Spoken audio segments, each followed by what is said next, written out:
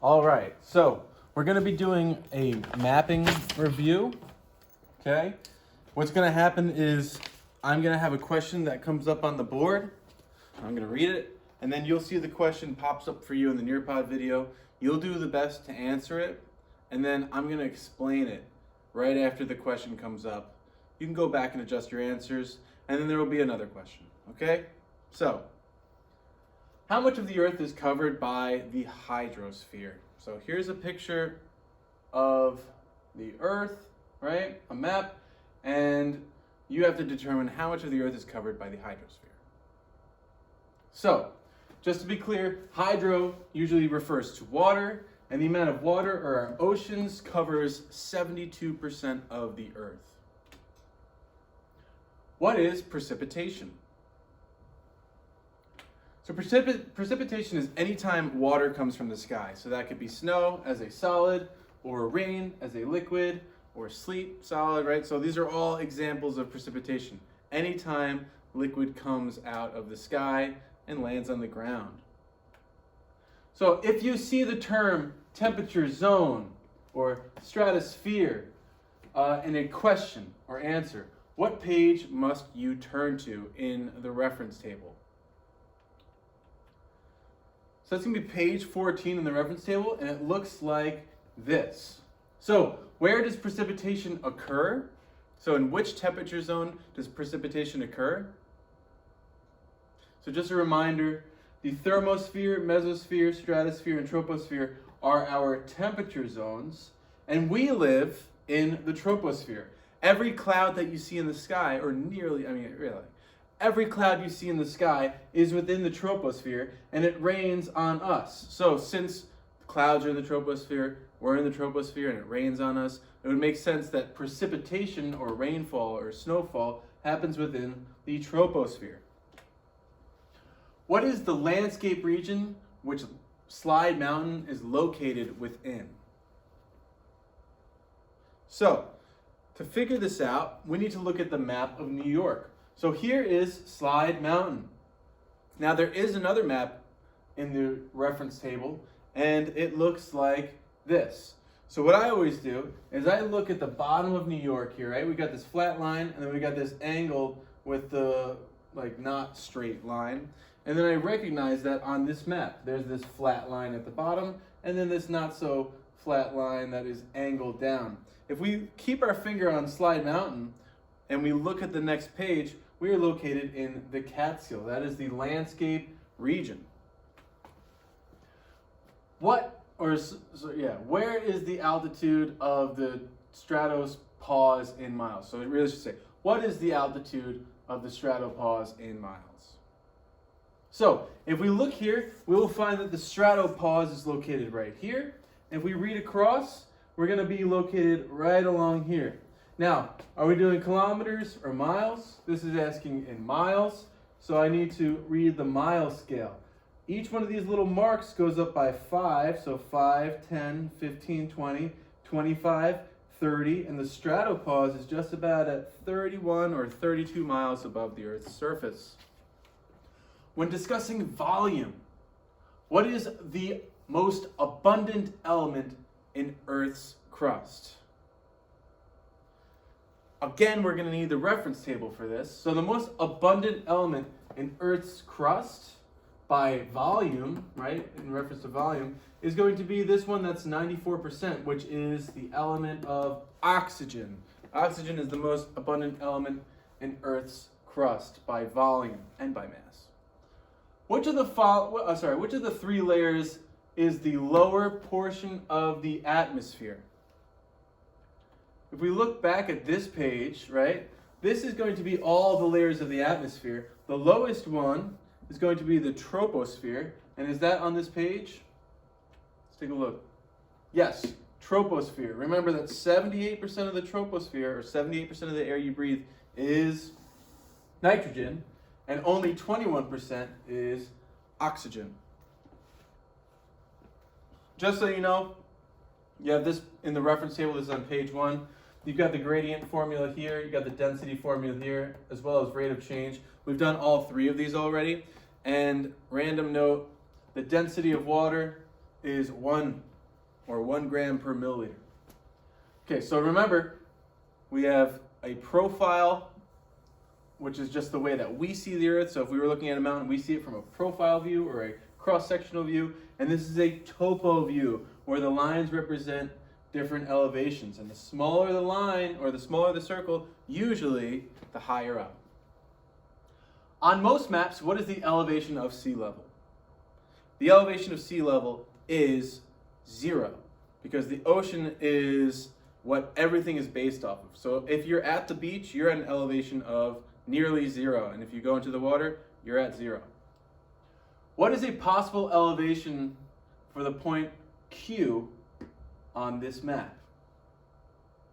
So Q is going to be between the 300 line and the 400 line, and we have to figure out what each line goes up by, so I like to do guess and check. In this case, each line goes up by 20, so we go 300, 320, 340, 360, 380, 400. The Q is between the 360 and the 380 line, so it can't be 360 and it can't be 380 because it's between there. So it has to be the 370. Now, if this was a short answer question, we would accept anything between 361 and 379, because those are the numbers that fall between 360 and 380. What is the gradient from x to y? Okay, so gradient is where we need scrap paper and a calculator. For x and y, I'm going to mark x. Oops, that's it. I'm going to mark x and I'm going to mark y on my scrap paper, and we're finding the distance between the two. There's y, there's x. So if I find the distance between the two, it's going to be, I line this one mark up with 0. This one's about here. It's a little bit beyond 1.5, or the halfway point. So I'll say this is 1.6. Now you need to find the change in value. The value of y is 300, and this goes up by 20, so 300, 320, 340, 360, 380. All right, so we have 380 minus 300, and we divide that by the distance of 1.6, okay? So that's going to be 380 minus 300. We do the subtraction first, which equals 80, divided by 1.6. All right. I can't do that in my head. Hey Siri. Where's Siri? All right, well, if you plug that into a calculator, 80 divided by 1.6, you will find the answer. It's probably something like 48, something like that. Maybe 50. What direction does this stream flow, and describe how the contour lines help you determine the stream flow? This is all about the rule of V's. So we always say, when we're asked about the flow of a stream, we always say V's point uphill.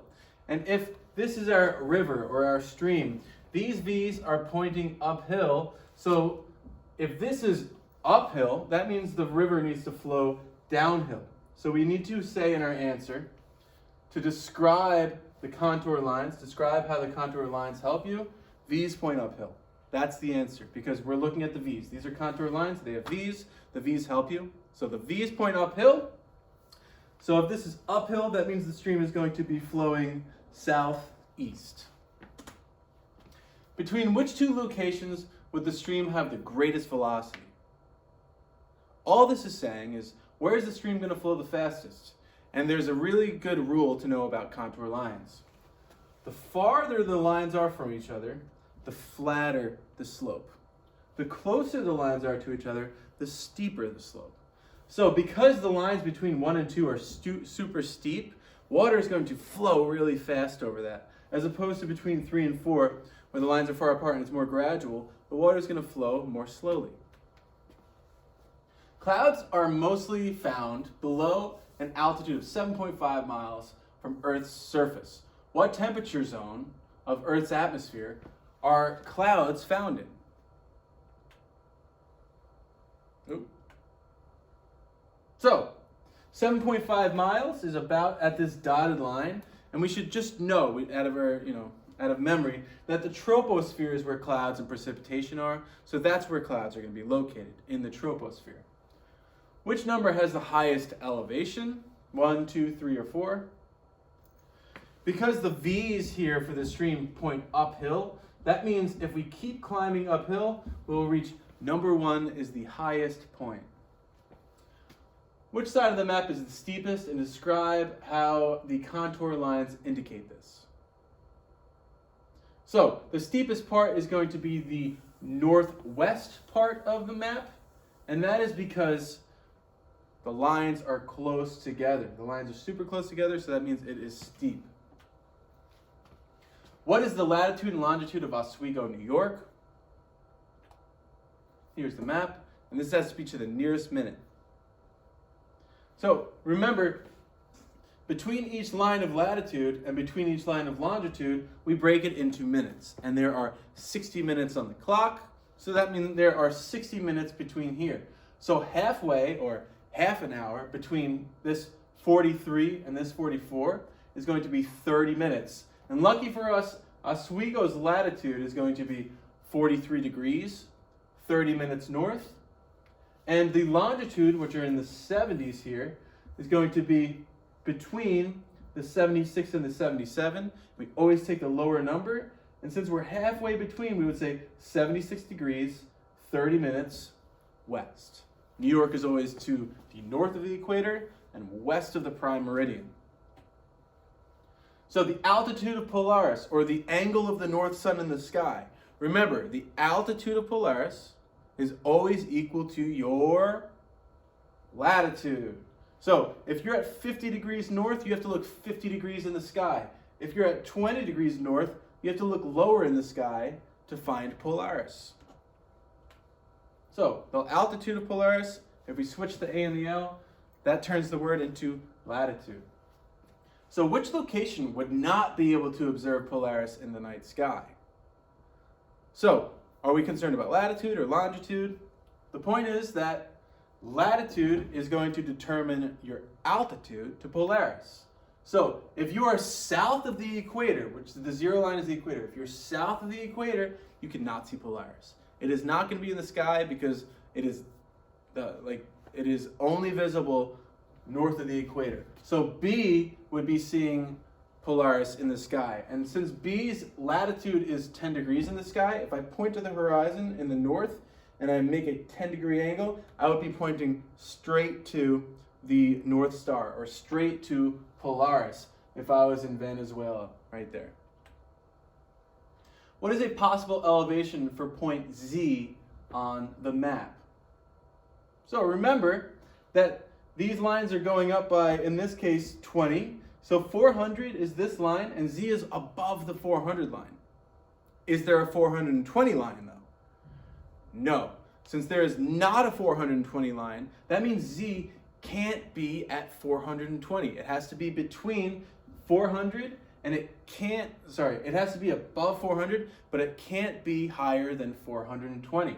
So the only option is going to be a number between 400 and 420, which is going to be 410. So that's a lot of information. I'm going to pause and we will have another review.